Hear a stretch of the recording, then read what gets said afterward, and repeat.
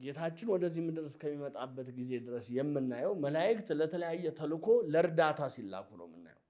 ሰውን በመልካችን እንደ ምሳሌያችን እንፍጠር ተብሎ የአምላካቸውን መልክ ያዩበት ፍጥረት ነው መልኩ ሲጠፋ እያዩ ያሉት። የእሱ በስጋ መገለጥ የፍጥረት ሁሉ ናፍቆት ነበር። ቅዱስ ዮሴፍ እመቤታችን መጽነሷን ሲያይ እንግዲህ የወንድነት የጮኝነት ስሜት ሳይተናነቀው ሳይፈታተነው ያንን መስዋዕት አድርጓል።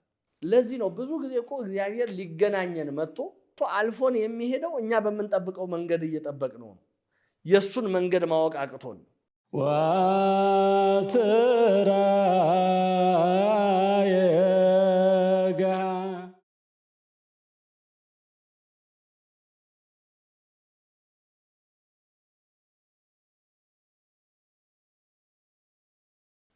እንግዲህ አውግስጦስ ቄሳር የሕዝብ ቆጠራ እንዲደረግ ትእዛዝ በማዘዙ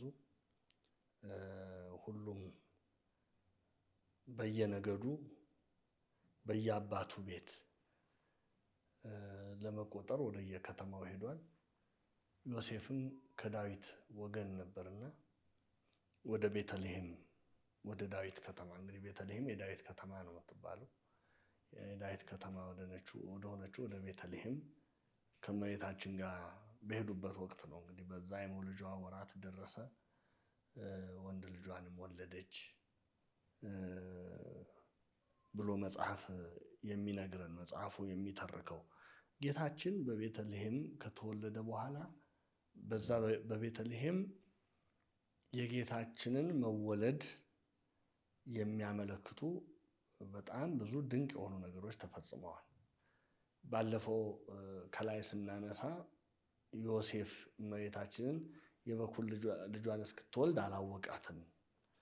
ከዚያ በኋላ ግን እመቤታችን ማን እንደሆነች አወቃት። ሰዎች በሚሉት አወቃት በሚለው ትርጓሜ ሳይሆን ወይም እዚህ ዘፍጥረት 4 ላይ አዳም ሔዋንን አወቀ በሚለው ዘይቤ ሳይሆን እስክትወልድ ድረስ አላወቃትም የሚለውን በዚያም የምንፈታበት አካሄድ አለ፣ የምንተረጉምበት ትርጓሜ አለ። ፍጻሜ የሌለው እስከ ነው ብለን የምንተረጉምበት እስክትወልድ ድረስ አላወቃትም፣ ከወለደችም በኋላ አላወቃትም። ይህንን ብዙ መተርጉማን ስለተረጎሙት ነው እንለፈው ብለን ያለፍነው እንጂ ይሄ እስከ ፍጻሜ የሌለው እስከ ቁራም ኖህ ከለቀቀው በኋላ ሄደህ አይተና ብሎ ከለቀቀው በኋላ ኢተመይጠ ነው የሚለው፣ አልተመለሰም። ቁራ ውሃው ከምድር ላይ እስኪደርቅ ይላል። እስኪደርቅ ከደረቀ በኋላ አይመለስም፣ የታወቀ ነው። ስለዚህ ፍጻሜ የሌለው እስከ ነው። ጌታችን እስከ ዓለም ፍጻሜ ከእናንተ ጋር ነኝ ይላል። ከዓለም ፍጻሜ በኋላ ይለየናል ማለት አይደለም። ልክ እንደዛ እስክትወልድ ድረስ አላወቃትም የሚለውን በዚህ አግባብ ምንፈታበት በዚህ አግባብ እንፈተዋለን። እንደገና ደግሞ አዎ የበኩር ልጇን እስክትወልድ ድረስ አላወቃትም፣ ከወለደች በኋላ ግን የበኩር ልጇን ከወለደች በኋላ ግን ዮሴፍ አወቃት። ምንድን ነው ያወቀው ነው ጥያቄው። እሷ ማን መሆኗን አወቀ ነው ጥያቄው። መልሱ ማን መሆኗን አወቀ። ባለፈው እንዳብራራ ነው ማለት ነው። ከላይ እንዳብራራ ነው ማን መሆኗን አወቀ። የተወለደው አምላክ እሷ ወላዲት አምላክ መሆኗን መልአኩም ለህልሙ ለዮሴፍ በህልሙ ሲነግረው ከሷ በነቢይ እንደተነገረ እነሆ ድንግል ትጸንሳለች፣ ወንድ ልጅ ትወልዳለች፣ ስሙን አማኑኤል ብላ ትጠራዋለች፣ ትርጓሜው እግዚአብሔር ከኛ ጋር ማለት ነው ብሎ ያንን የኢሳይያስን መጽሐፍ ጠቅሶ የነገረው መልአኩ ያለ ምክንያት አይደለም። ስለዚህ የተወለደው አማኑኤል እሷ ደግሞ የአምላክ እናት መሆኗ አወቀ ነው። እንግዲህ በዛ በቤተልሔም ዮሴፍ የተወለደው አማኑኤል ወይም የተወለደው የአማልክት አምላክ የጌቶች ጌታ የሆነው እሱ መሆኑን አምላክ መሆኑን የተወለደው እሷም ወላዲተ አምላክ መሆኗን አምላክን እንደወለደች በመንፈስ ቅዱስ ጸንሳ አምላክን እንደወለደች በመንፈስ ቅዱስ ግብር ጸንሳ አምላክን እንደወለደች ካወቀባቸው ምክንያቶች አንዱ በዛ በቤተልሔም ዙሪያ የታዩ ነገሮች ናቸው ብሎ አባቶቻችን ያስቀምጣሉ። ከላይም ተርከናል። እነዛ ለምሳሌ ምጽአተ ሰብአ ሰገል ዘመስለ አምሃ የሰብአ ሰገል መምጣት፣ ፍርሃተ ኖሎት እነዚህን አይቶ ነው ዮሴፍ ብለው አባቶቻችን ያስቀምጣሉ። እነዚህ ነገሮች በራሳቸው በቤተልሔም የተከናወኑት እነዚህ ነገሮች በራሳቸው ግን በጣም ድንቅ ነገሮች ናቸው። ማለት ከዮሴፍ አንጻር ብቻ ሳይሆን አጠቃላይ ከሰው ልጅ ድህነት አንጻር ስናየው የሰው ልጅ ካገኘው በእግዚአብሔር ፊት ካገኘው ክብር አንጻር ስናየው እነዚህ ነገሮች በጣም የሚደንቁ ናቸው። ጌታችን በቤተልሔም ተወለደ። እንግዲህ ማንም ዮሴፍንና እመቤታችንን ማንም የሚያውቃቸው ስላልነበረ የሚያርፉበት ስፍራ ስላልነበረ ነው ግርግም ውስጥ እስከ መውለድ ድረስ የደረሰችው እመቤታችን። እንግዲህ ከዛ ጀምሮ ነው ዓለም ጌታችንን ለመቀበል የተቸገረው። ከዛን ጊዜ ጀምሮ ነው። አሁን ስናየው ከዛን ጊዜ ጀምሮ ለመቀበል ሲቸገር እናያለን። እመቤታችን ገና ስትጸንሰው ጀምሮ አይሁድ የተቸገሩበት ነገር አለ። ያ ደግሞ ምልክት ማየት አልቻሉም። እንግዲህ ማየ ዘለፋ እንዳጠጧት አባቶቻችን በትውፊት ያስተምሩናል። ያም ሆኖ ግን እመቤታችን ላይ ነውር ነቀፋ ሊያገኙባት ስላልቻሉ ምንም ሊያደርጉ አልቻሉም። ሕጉ አልፈቀደላቸውም እመቤታችን ለመውገር እንጂ ቢሆንላቸው ከዛ ይጀምሩ ነበረ። አሁን ደግሞ ጌታችን ሊወለድ ሲል እንግዲህ ዮሐንስ ይህንን በአጭር ቃል ሲናገረው ዮሐንስ ወንጌላዊ የእርሱ ወደ ሆነው መጣ ይላል። የእርሱ ወደ ሆነው መጣ፣ የገዛ ወገኖቹ ግን አልተቀበሉትም ነው የሚለው። የእርሱ ወደ ሆነው ነው የመጣው። ይህ ዓለም የእርሱ ነው። በዚህ ዓለም የሚኖር ፍጥረት ሁሉ የእርሱ ነው። የራሱ ወደ ሆነው መጥቶ ግን የራሱ ወገኖች ናቸው ያልተቀበሉት። የራሱ የሆነውን ጌታችንን ለመቀበል የተቸገር ነው እና በቤተልሔም ለእርሱ የሚሆን ስፍራ አልተገኘለትም። እንግዲህ ለዚህ ነው በዛ ከብቶች ብቻ ባሉበት የወለደው። ከብቶች እንኳን ሲያውቁት እስራኤል አላወቀም አይደለም የተባለ። እስራኤል አላወቀም። የነቢዩ ቃል የተፈጸመው ለዛ እስራኤል አላወቀም። ከብቶች አወቁት፣ እስራኤል ግን አላወቀውም እና በዛ ሁኔታ ተወለደ። በዛ ሁኔታ ከተወለደ በኋላ በቤተልሔም ግን የጌታን መወለድ የሚያመለክቱ ነገሮች ተከስተዋል። የመጀመሪያው ሰማያውያን ሰራዊት ለምስጋና፣ ሰማያውያን መላእክት የምስራች ለመንገር መምጣታቸው ነው የመጀመሪያው ምልክት። ከዚያ በፊት ይሉናል አባቶቻችን፣ ከዚያ በፊት አዳም የፈጣሪውን ቃል ከመስማት ይልቅ የማያውቀውን ከዛ በፊት ምንም አይነት ግንኙነት ያልነበረውን ፍጡር ቃል ሰምቶ የፈጣሪውን ትእዛዝ አፈረሰ። ካፈረሰበት ጊዜ ጀምሮ ከገነት አስወጡት ተብሎ በእግዚአብሔር አዋጅ ሲነገር መላእክት ከገነት አስወጡት። ከዛን ጊዜ ጀምሮ የሰው ልጅና የመላእክት ህብረት ወይም የሰው ልጅና የመላእክት ግንኙነት ከዛን ጊዜ ጀምሮ ተቋርጧል። የምናየው ጌታችን ወደዚህ ምድር እስከሚመጣበት ጊዜ ድረስ የምናየው መላእክት ለተለያየ ተልእኮ ለእርዳታ ሲላኩ ነው የምናየው። ለዛውም በጣም ለተወሰኑ ሰዎች ለተወሰነ ጉዳይ መላእክት ለእርዳታ ተልከው ያንን ጉዳይ ፈጽመው ሲመለሱ ነው የምናየው። ከዚያ ውጭ ከሰው ልጅ ጋር በምስጋና ህብረት አያደርጉም ነበር፣ ወይም በምስጋና ህብረት ያደረጉበት ቦታ አልተጻፈም። አሁን ግን በሐዲስ ኪዳን ጌታችን ሲወለድ እንደ አባቶቻችን ንግግር ሰባቱን መስተጻርራን፣ ሰባቱን የተጣሉ ነገሮችን በልደቱ ማስታረቅ ሲጀምር እግዚአብሔርና ሰው፣ ሰውና መላእክት፣ ሰማይና ምድር፣ ነፍስና ስጋ፣ ህዝብና አሕዛብ፣ እነዚህ ሁሉ ተለያይተው ነበር፣ ተጣልተው ነበር። አሁን እነዚህን ሁሉ አንድ ሊያደርግ እንደ ቅዱስ ጳውሎስ ንግግር ሁሉ በክርስቶስ ተጋጥሟል ይላል። እንግዲህ ተለያይቶ የነበረውን ሁሉ መልሶ አንድ ነው ያደረገው። ይሄ አሁን በኋላ እናነሳዋለን። ምጽአተ ሰብአ ሰገል ላይ ከርቤ ሲያመጡለት ከርቤ የተለያዩ ማዕድናትን አንድ ያደርጋል ይላሉ አባቶቻችን። ጌታችንም ህዝብና አሕዛብን አንድ ሊያደርግ፣ ሰማይና ምድርን አንድ ሊያደርግ፣ መላእክትና ሰውን አንድ መንጋ ሊያደርግ ነው ወደዚህ ዓለም የመጣው እና ያ የመጀመሪያ ጌታችን በዛ እንግዲህ መላእክትን ስናይ በጽንሰቱ ነበሩ።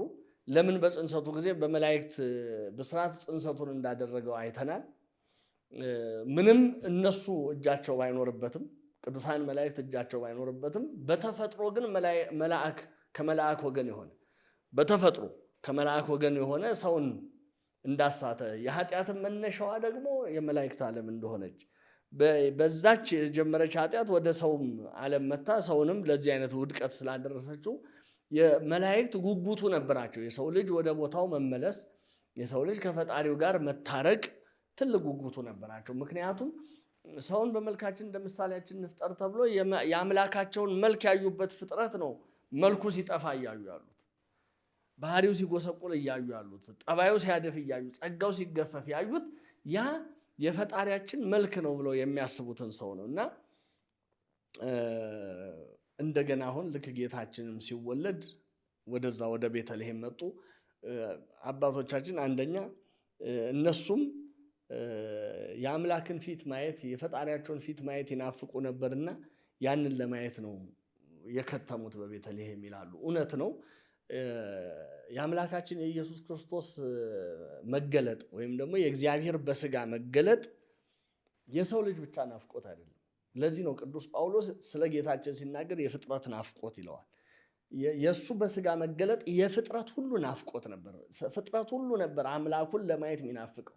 በባህሪው ሊታይ የማይችል ስለሆነ፣ በባህሪው እግዚአብሔርን ማንም ሊያየው የማይችል ስለነበረ፣ ስለዚህ እግዚአብሔር የሰውን ባህሪው አድርጎ መጀመሪያም ሲፈጥረው ከሁሉ ፍጥረት አልቆ በፈጠረው በሰው ክብሩን ሰውሮ ግርማውን ሰውሮ በመካከላችን ተገለጠ። ለምን? በባህሪያዊ ክብሩ ቢገለጥ ማንም ሊያየው ስለማይችል፣ ፍጥረት ሁሉ በፊቱ ሊቆም ስለማይችል ያንን ክብሩን ሰውሮ በስጋ በእሲ ሰውሮ ወይም በሰው በባሪያ መልክ ይለዋል። እንደውም ቅዱስ ጳውሎስ የባሪያን መልክ ይዞ አይደለም የሚለው፣ የባሪያን መልክ ትህትናው ከዚህ ስለሚጀምር የባሪያን መልክ ይዞ። ብዙ ሰዎች የጌታችን ትህትና መስቀል ላይ መሰቀሉ እንዲህ ይመስላቸዋል። ያ አይደለም። መጀመሪያውኑ ሰው ለመሆን መፍቀዱ ራሱ ትህትና ነው። ሰው ለመሆን መፍቀዱ፣ ጌታ ሲሆን የባሪያን መልክ ለመያዝ መፍቀዱ ራሱ ትህትና ነው። ስለዚህ መላእክት የፍጥረት ናፍቆት የሆነውን ለማየት ነው አንዱ የመጡት ይላሉ። ሁለተኛ መላእክት ቅድም እንዳልነው ከአዳም መባረር ጀምሮ ከአዳም መበደል ጀምሮ በምስጋና ከሰው ጋር ህብረት አያደርጉም ነበር። የሰው ልጅ ራሱን ከዛ ሰማያዊ ህብረት ነጥሎ ነበር፣ ከዛ ሰማያዊ ህብረት አግልሎ ነበር። ምክንያቱም ሁሉን ነገር የሚያያይዘው ሁሉን ነገር አንድ የሚያደርገው የሁሉ ህብረታችን መነሻውም ፍጻሜውም እግዚአብሔር ነው። ከእግዚአብሔር ባልሆነች ህብረት ውስጥ መኖር ፍጻሜው የሚያምር አይደለም። ያለ እግዚአብሔርም ህብረት የለም። ለምን? ሁሉን የፈጠረው ሁሉን አንድ የሚያደርግ እግዚአብሔር ነው። አዳም በድሎ ያ ነገር ህብረቱ ጥያቄ ውስጥ ከመግባቱ በፊት እኮ እንዲህ አይነት ነገር አልነበረም። ሰውና እንስሳት፣ ሰውና አራዊት፣ ሰውና አዕዋፍ፣ ሰውና የባህር ውስጥ የሚኖሩ ተንቀሳቃሽ ፍጥረታት፣ ሰውና ሰማያውያን መላእክት አንድ ሆነው ነበር እግዚአብሔርን የሚያመሰግኑት፣ አንድ ሆነው ነበር የሚኖሩት። ይሄ ሁሉ የደፈረሰው የሰው ልጅ ከበደለ በኋላ ነው። እና መላእክት በምስጋና አንድ የማይሆኑት መላእክት፣ ከሰው ጋር ህብረት የማያደርጉት መላእክት አሁን በቤተልሔም መጡ። ከመጡ በኋላ መጀመሪያ የምስራች ተናገሩ። ታላቅ የምስራች፣ ለዓለሙ ሁሉ የሚሆን ታላቅ የምስራች እንነግራችኋለን ብለው ነው። እንግዲህ ተናጋሪው አንድ መልአክ ቢሆንም አብረውት እልፍ አእላፋት መላእክት እንደነበሩ መጽሐፉ ይተርካል። ሉቃስ ላይ ስናነብ ይተርካል። ሉቃስ 2 ላይ ይህንን ይተርከዋል። እና ለዓለሙ ሁሉ የሚሆን የምስራች እንነግራችኋለን። ለዓለሙ ሁሉ፣ ለአንድ ወገን አይደለም፣ ለአንድ ሀገር አይደለም። እንግዲህ ጌታችን ለዓለሙ ሁሉ መወለዱ የታወጀው ከዛች ቀን ጀምሮ ነው። ለቤተ እስራኤል ብቻ አይደለም፣ ለዓለሙ ሁሉ የሚሆን የምስራች እንነግራችኋለን። ከዚህ ቀን ጀምሮ እንግዲህ ለአሕዛብ ራሱ ተስፋ የሚሆነው እንደተወለደ ማሳያ ነው ይሄ። እና ለዓለሙ ሁሉ የሚሆን የምስራች እንነግራችኋለን፣ ዛሬ በዳዊት ከተማ በቤተልሔም መድኃኒት የሆነ እርሱ ክርስቶስ ተወልዶላችኋል። መድኃኒት የሆነ እርሱ ክርስቶስ ጌታ ተወልዶላችኋል አሉና ይህንን የምስራች ነገሯቸው። ይህንን የምስራች የሚነግሯቸው በዛ በጨለማ መንጎቻቸውን ይጠብቁ ለነበሩ እረኞች ነው። እንግዲህ እኔ እውነተኛ እረኛ ነኝ ያለ ሊቃኖሎት የምንለው የእረኞች ሁሉ አለቃ የምንለው ኢየሱስ ክርስቶስ መንጎቻቸውን በጨለማ ይጠብቁ ለነበሩ ለእረኞች ነው የተገለጠውና እነዛ እረኞች በጨለማ ነበረ መንጎቻቸው የሚጠብቁት። እነዚህ እረኞች እኔ የብሉይ ኪዳን ካህናትን የብሉይ ኪዳን ነቢያትን ያስታውሱኛል። የብሉይ ኪዳን ነቢያት የብሉይ ኪዳን ካህናት በጨለማ ውስጥ ሆነው ነበረ መንጋቸውን ያሰማሩ የነበሩት። መንጋቸውን ይጠብቁ የነበሩት በዛ በጨለማው ዘመን ነው። በጨለማ ውስጥ ሆነው ነበር። ለምን? እውነተኛው ብርሃን ወደ ዓለም አልመጣም። እውነተኛው ብርሃን አልተገለጠም። ስለዚህ በዛ በጨለማ ውስጥ ሆነው ነበር የሚያሰማሩት። አሁን ግን ምንድነው እነዛ በጨለማ ውስጥ ህዝቡን ይጠብቁ ዘንድ ኃላፊነት ወድቆባቸው የነበሩ ያንን ኃላፊነታቸውን በጨለማ መቼም እረኝነት ከብርሃን በጨለማ ይከብዳል አይደለም? እና በዛ በጨለማ ዘመን እረኝነታቸውን ሊወጡ ይጥሩ ለነበሩ የነሱ ተስፋ መፈጸሙን አባቶቻችን ተፈጸመ ተስፋ አበው የአባቶቻችን የነቢያት የአባቶቻችን የካህናት የአባቶቻችን የነገስታት የቀደምቱ ሁሉ የና አብርሃም እነዚህ ፓትሪያርኮች የምንላቸው የነሱ ሁሉ ተስፋ ተፈጸመ ብለው ይናገራሉና እነዚህ እረኞች በዛ በጨለማ መንጋቸውን ያሰማሩ ነበር። አሁን ግን በቃ ብርሃን መጣ፣ ወደዚህ ዓለም ብርሃን መጣ። አሁን እውነተኛው እረኛ ተገለጠ። እውነተኛው እረኛ ሊቀ ኖሎት የምንለው የእረኞች ሁሉ አለቃ የምንለው እርሱ ተገለጠ እና ብስራቱ የሚደንቀው ነገር ከተናቁት በረኝነት ከሚኖሩት በጣም ከተናቁት ጀምሮ እስከ ቤተ መንግስት እስካለው ድረስ ተሰምቷል። በዚህ ቦታ አልተሰማም የምንለው አይደለም። ዜና ልደቱ በሁሉ ቦታ ተሰምቷል። አሁን ለእረኞቹ መላእክት ይሄን መተው ነገሯቸው። ይሄንን መስማታቸው ራሱ ለነሱ ድንቅ ነበር እና እኔ ሁልጊዜ ይሄንን የእረኞቹን ሁኔታ ሳስታውስ የእግዚአብሔርን መምጫ አናውቀው፣ መንገዱንም አናውቀውም፣ ቀኑንም አናውቀውም። የሚደንቀው ነገር አሁን እነዛን እረኞች ጠጋ ብለን እንጠይቃቸው መልሳቸው የሚሆነው ምንድነው? በቃ የተለመደውን ስራችንን እናከናውን፣ እንደማንኛውም ቀን ወይም እንደማንኛውም ጊዜ ተራችን ስለነበረ መንጎችን በሌሊት ልንጠብቅ ወተን ነበር ነው። እንግዲህ በዚያ ሌሊት ጨለማን ሁሉ የሚያርቀው እውነተኛው ብርሃን ወደ ዓለም መምጣቱን እንሰማለን የሚል ምንም አይነት ማለት ይህን በህልምም በእውንም ማንም ሰው ሊያስበው ይችላል ብዬ መገመት ይከብደኛል። እና ምንጊዜም የእረኞቹን ታሪክ ባሰብኩ ቁጥር ውስጥ የሚመጣው ነገር ምንድን ነው? እግዚአብሔር እያንዳንዳችንን የት ቦታ ይሆን የሚያገኘን?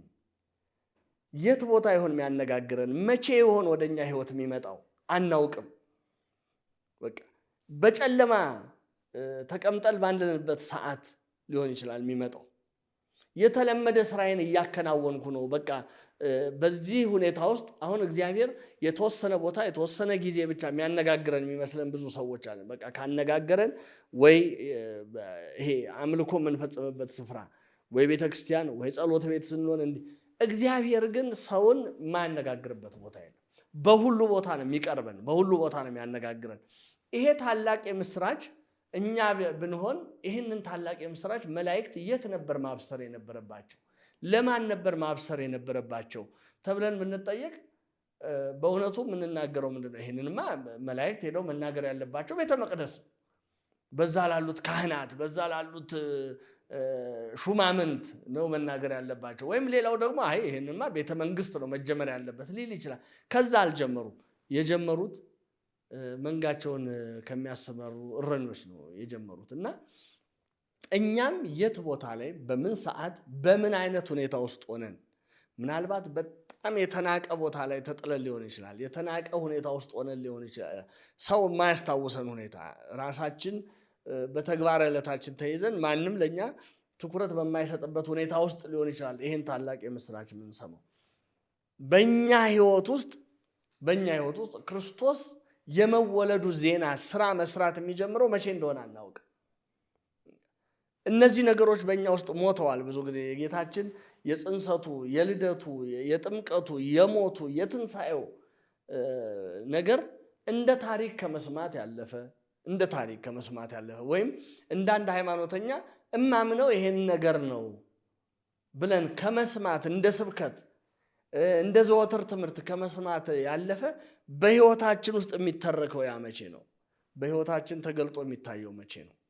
መቼ ነው በእውነት የጌታ ዜና ልደቱ በውስጤ ተሰምቶ መኖር መጀመረው? ያን የት ቦታ ነው መጀመረው? አላውቀው። እግዚአብሔር የት ቦታ ነው ያንን መልእክት ለኔ የሚያስተላልፈው? ከኛ የሚጠበቅ ምንድነው? ያንን ስንሰማ እረኞቹ ምን አሉ ነው የሚለው። እንዴ ይሄን የተባለውን ነገር የተደረገውን ነገር ሄደን እንይ፣ እስከ ቤተልሔም ሄደን ማየት አለብን ብለው ተናገሩና የሚደንቀው ነገር በቤተክርስቲያናችን በጣም ከሚታወቁ ሊቃውንት መካከል አንድ ሊቅ እስከ ዛሬ ድረስ እንግዲህ ይህን ቅኔ ተናግረውታል የሚባለው በ16ኛው መቶ ክፍለ ዘመን ገደማ በዚህ በአፄ ኢያሱ አዲያም ሰገድ ዘመነ መንግስት ነው ይባላል። እኚህ ሊቅ የተናገሩት የእንታ ክፍለ ዮሐንስ የሚባሉ ሊቅ ናቸው እና የዛን ጊዜ ዛሬ እንግዲህ 400 ዓመት ገደማ የተናገሩት ቅኔ እስካሁን ድረስ ይነገራል። እምከዊነ ካህን ይሄይስ ከዊነ ኖላዊ ወጎለ እንስሳ ትትበደር እምቤተ መቅደስ አባይ እስመ ቤተ መቅደስ ኮነት ቤተ ፈያታይ ብለው ተቀኙ ይባላል። የልደት ቀን የተቀኙት ይሄንን ምንድነው ያሉት? ካህን ከመሆን እረኛ መሆን ይሻላል። እምከዊነ ካህን ይሄይስ ከዊነ ኖላዊ ካህን ከመሆን እረኛ መሆን ይሻላል። ወጎለ እንስሳ ትትበደርም ቤተ መቅደስ አባይ ከታላቋ ቤተ መቅደስም የእንስሳ በረት የተሻለች ናት አሉና ለምን ቢባል ቤተ መቅደስ የሌቦችና የወንበዴዎች ዋሻ ሆናለችና ብሎ ነው የተናገሩት። እንግዲህ እግዚአብሔር ምርጫው የሚደንቅ ነው። ምርጫው የሚደንቅ ነው እግዚአብሔር እና እስራኤልን ከግብፅ ባርነት ነፃ ለማውጣት በምድያም በግ ጠባቂ ሆኖ የነበረውን ሙሴን የመረጠው በበግ ጥበቃ እረኝነትን አለማመደውና እዚህ አምጥቶ የእስራኤል እረኛ አድርጎ እስራኤልን እንዴት እንደሚያወጣ አሳይቶ ሙሴ በምድረ በዳ ስለ ሕዝቡ እያማጠ ነው መውሰድ ያለበት ርቀት ድረስ የወሰዳቸው። አሁን ደግሞ እኛን ከባርነት ነፃ የሚያወጣው እውነተኛው እረኛ ሲወለድ በጎቻቸውን ለሚጠብቁ እረኞች ያንን የምስራች እንዲሰሙ አደረጋቸው። እረኞቹ ያንን ከሰሙ በኋላ ያንን ዜና እያሰላሰሉ እያለ ወዲያውኑ ከዛ የምስራቹን ከነገራቸው መልአክ ጋር እልፍ አእላፋት መላእክት ታዩ ይላል። የሰማይ ሰራዊት ሐራ ሰማይ የሰማይ ሰራዊት አብረው ተገለጡና ስብሐት ለእግዚአብሔር በሰማያት ወሰላም በምድር ስምረቱ ለሰብ በሰማያት ለእግዚአብሔር ክብር ይሁን በአርያም በምድር ደግሞ ለሰው ልጅ በጎ ፈቃድ እርቅ ተወጠነ፣ በዚህ በምድር ደግሞ እርቅ ተወጠነ ብለው እረኞችና መላእክት አመሰገኑ። ቅዱስ ያሬድ ይህንን ነው እንግዲህ አሃደ መሬተ ኮኑ መላእክት ወሰብ ከመ ይሰብሕዎ ለክርስቶስ ንጉሥ በቃለ አሚን። መላእክትና የሰው ልጆች አንድ መንጋ ሆኑ ወይም ህብረታቸው ተመለሰላቸው። ያቺ ቅድም አስወጡት ተብሎ ከገነት አስወጡት ተብሎ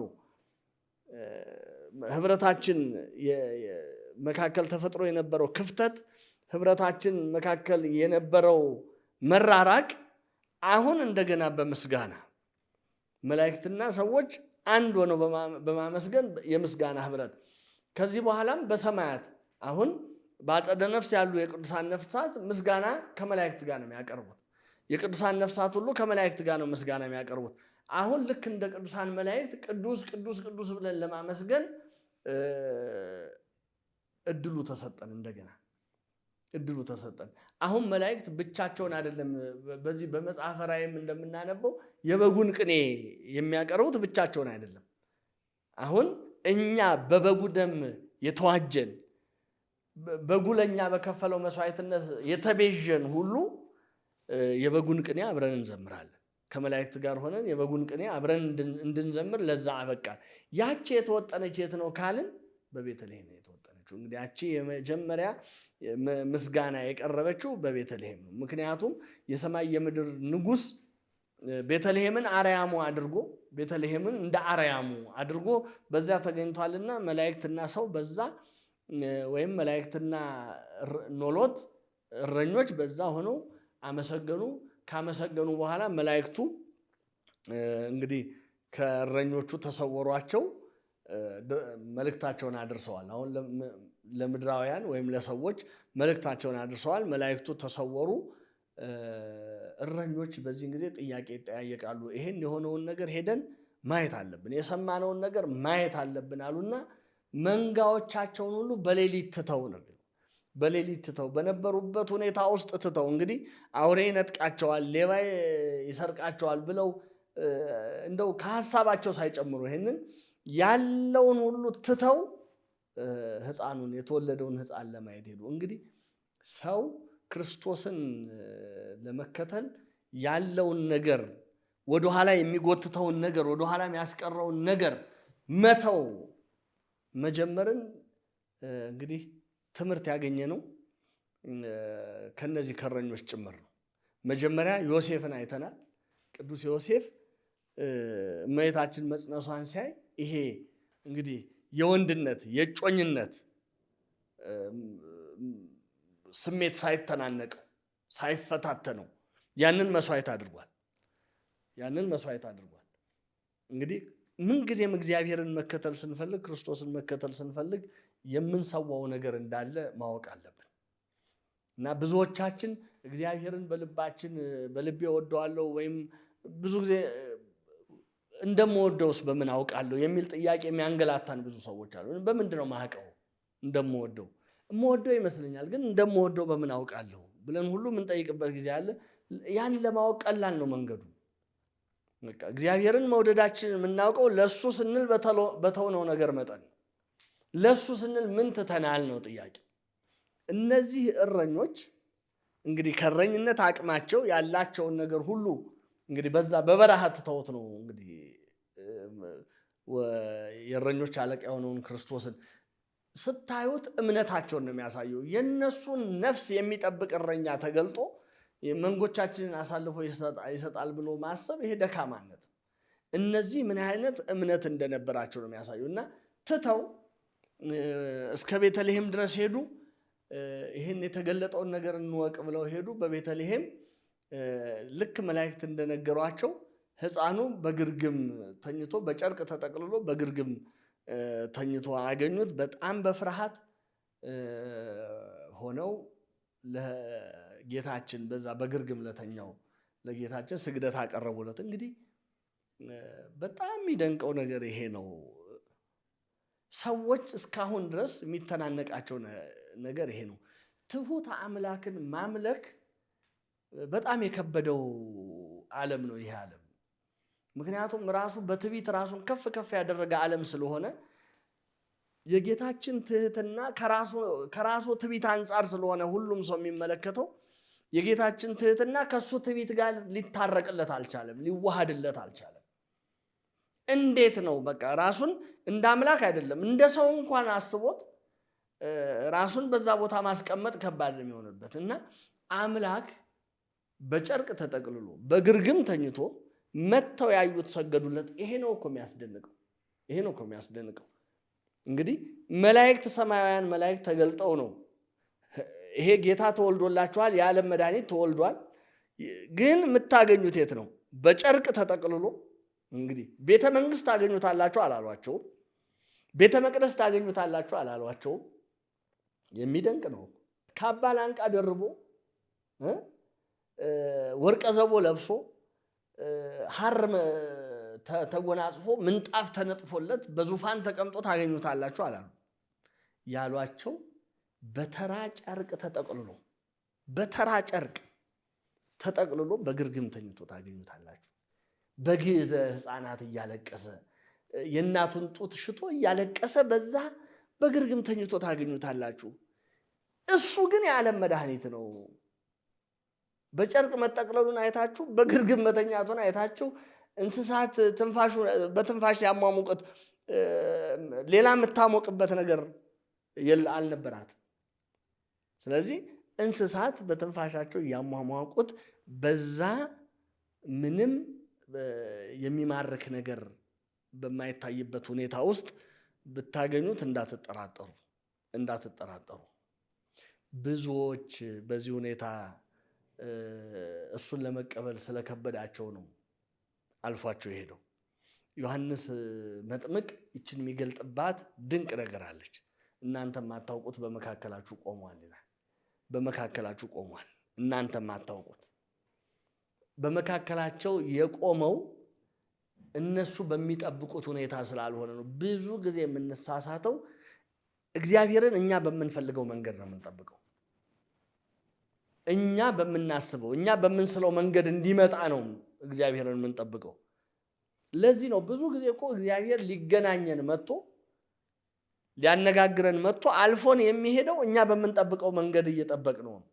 የሱን መንገድ ማወቅ አቅቶን አሁን እነዚህ እረኞች አይ እንዴት ነው በጨርቅ የተጠቀለለ የፈለገ የሰማይ መልአክ ይንገረኝ በጨርቅ የተጠቀለለ በግርግም የተኛ እንዴት ነው የዓለም መድኃኒት ብዬ እንዴት ነው ይወለዳል የተባለው መሲህ በዚህ ሁኔታ ይገለጣል ብዬ የምቀበለው? ማወቅ ያለብን በየምኩራቡ በየቤተ መቅደሱ የዛን ጊዜ የሚሰበከው ምንድነው? መሲሁ ሲገለጥ ምን አይነት መሲህ ነው የሚገለጠው ተብሎ ነው የሚታሰበው። ከዓለም ድህነት አንጻር አያዩትም። በትህትና አይደለም የሚያስቡት በአብዛኛው ፖለቲካል የሆነ መሲህ ነው አይደለም እንዴ? ስለዚህ የጦር ኃይል የሚያደራጅ ኃይል ያለው እንደነ ዳዊት እንደነ ሰሎሞን ገና ስሙ ሲጠራ ተፈሪ የሆነ እንዲሆነ ብለው ነው የሚያስቡት። በሰው ሕሊና ውስጥ ሁሉ ለማስረጽ ምኩራብ ትታገል የነበረችው ወይም የአይሁድ ምኩራብ ትጥር የነበረችው ይህንን ለማስረጽ ይህንን የሰሙ ናቸው እንግዲህ እነዛ እረኞች። አሁን ግን በዚህ ሁኔታ ነው የተገለጠው ሲሏቸው ለማየት ሄዱ። በጣም በታላቅ ፍርሃት ሆነው ሲሰግዱለት መላእክት የነገሯቸውን ነገር ለእመቤታችን ለዮሴፍ አሁን እንግዲህ ዮሴፍ ከዚህ ጀምሮ ነው ማለት የሚጀምረው። ያን ሲተርኩ የሚደንቀው ነገር እመቤታችን ይህንን ሁሉ በልቧ ተጠብቀው ነበር ይላል። በቃ በልቧ ተጠብቀው ነበር። እያንዳንዷን ስለ ሕፃኑ የሚሆን ነገር ከገና ዜናውን ከሰማችበት ትጸንሲ የሚለውን ዜና ከሰማችበት ጊዜ ጀምሮ በሕፃኑ ላይ የሚሆነውን ነገር ሁሉ ወተወድዮ ውስተ ልባ በልቧ ውስጥ ተጠብቀው ነበር። እንግዲህ እውነት ለመናገር ስለ ጌታችን መናገር ከቻለች ወይም መናገር ካለባት ከነቢያትም ይበሉ ከሐዋርያትም ይበሉ ከማንም ይበሉ የበለጠ መናገር የምትችል እመቤታችን ብቻ ናት። እመቤታችን ብቻ ናት መናገር የምትችለው። ምክንያቱም ከዕለተ ጽንሰቱ አንስታ እስከ እርገቱ ባለው ሂደት ውስጥ አንድ ቀንም ሳትለይ ሁሉን ነገር ያየች እመቤታችን ስለሆነች አሁን እንደው ይህንን እናገረው ብንል ራሱን የቻለ እውነት ለመናገር ጊዜስ ይበቃሉ። ይህንን እመቤታችን ከጌታ ጋር የነበረችበትን 33 ዓመት እንተርክ ብንል የተገለጠውም ያልተገለጠውም ማለት ሰው ያየውም ያላየውም በሰው መካከል ሲሆኑም ብቻቸውንም ሲሆኑ ምን አይነት ነገር ይለዋወጡ ነበር? ምን ነገር ትጠይቀው? ምን ነገር ይነግራት ነበረ? ምን ነገር ታይ ነበረ? ምን ነገር ትሰማ ነበረ? የሚለውን እንደው በመንፈስ ቅዱስ ተገልጦልን እንደው የእግዚአብሔር ፈቃድ ሆኖ እንድትነግረን ተደርጎ ቢጻፍ እኮ አንዱ እኮ ሞታችን የምንናፍቀው ይህንን ለመስማት ይህን ለማየት ነው። ከዚህ ዓለም ስንወጣ አሁን እዚህ የምናውቀው ከፍለን አይደል የምናውቀው? ከነገር ከፍለን እናውቃለን። በኋላ ስንሄድ ግን ሁሉን እናውቃለን ብሎ ቅዱስ ጳውሎስ እንደተናገረ ይህንን ሁሉ ምስጢር እኮ ከሁሉ ደግሞ የነገረ ስጋዊውን ምስጢር እኮ ለማየት ነው እኮ አንዱ የምንናፍቀው። እንዴት ነበረ በእመቤታችን በዛ በቤተ ዮሴፍ ከእመቤታችን ጋር እንዴት ነበር የልጅነቱ ወራት? በጣም እኮ ትንሽ ነገር ነው የተነገረን። በጣም ትንሽ ነገር እንደ አምላክነቱ እንደ ጌትነቱ እሱ ለእኛ እንደሆነው መነገር ያለበትን ያህል አልተነገረም። ለነገሩ መነገር ይቻላል ወይ ነው ጥያቄው። ስለሱ ጠንቅቆ መናገርስ ይቻላል ወይ? እና ዮሐንስ ወንጌላዊ ያደረገው ሁሉ ቢጻፍ በዚህ በ3 ዓመት ከ3 ወር እንኳን ያደረገው ሁሉ ቢጻፍ ሰማይና ምድር ባልበቃው ነበር ያለው እውነታ እዚህ ላይ ነው የሚገባን። እና እነዚህ እረኞች መጥተው ያንን በፍርሃት ለጌታችን ሲሰግዱ እናያለን። እና የመጀመሪያው እንግዲህ መላእክት የምስራች ይዘው ተገለጡ። ያንን የምስራች ለእረኞች ነገሯቸው። እረኞች ደግሞ ያንን ሰምተው እስከ ቤተልሔም ድረስ ሄደው ያንን ታላቅ ነገር ማየታቸው በጣም በጣም አንዱ በዚህ በልደቱ ቀን የምናነሳው ነገር ነው። እኛም ዜና ልደቱን ለመስማት አሁን የጌታችንን ሰው የመሆኑን ነገር ለመስማት ለዛ ደግሞ ልቦናችንን ከፍተን አሁን ልቦናችን ውስጥ ብዙ ጓዝ ስላለ ነው ያንን ነገር ለመስማት ትተን አይደለም። በቃ መተው ያለብንን ትተን አይደለም ይሄን ለመስማት ዝግጁ የምንሆነው። መያዝ የምንፈልገውንም ነገር ሳንለቅ በዛ ላይ ነው እንደገና ተደራቢ አድርገን መያዝ የምንፈልገው። ለዚህ ነው ልደቱን መኖር የማንችለው። ይህንን ጌታችን በሕይወቱ ለእኛ ያደረገውን ነገር በሕይወታችን ከከንፈር ባለፈ በሕይወታችን መተረክ የሚያቅተን ለዛ ነው። ዋናው ችግራችን እዛ ላይ ለምን ያንን ለመሆን መተው ያሉብን ነገሮች አሉ። ያንን የመጀመሪያው ይህንን የጌታ ልደት የምናየው ነው እንግዲህ